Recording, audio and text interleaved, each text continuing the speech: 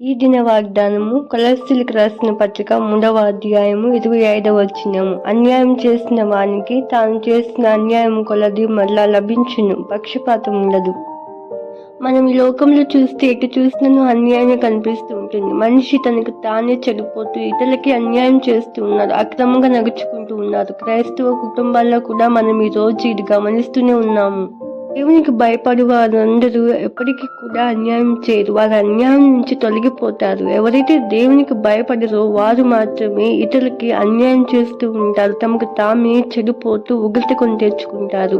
మనిషి ఏం విత్తుతాడో అదే పంట కోస్తాడు. మంచిని విత్తిన ఎడ్ల నీవు మంచి పంటని కోస్తావు, చెడ్డది విత్తిన ఎడ్ల చెడ్డ పంటని కోస్తావు. దేవునికి పక్షపాతం ఉండదు, వాళ్ళ క్రియలు చొప్పున దేవుడు ప్రతిఫలం ఇస్తాడు.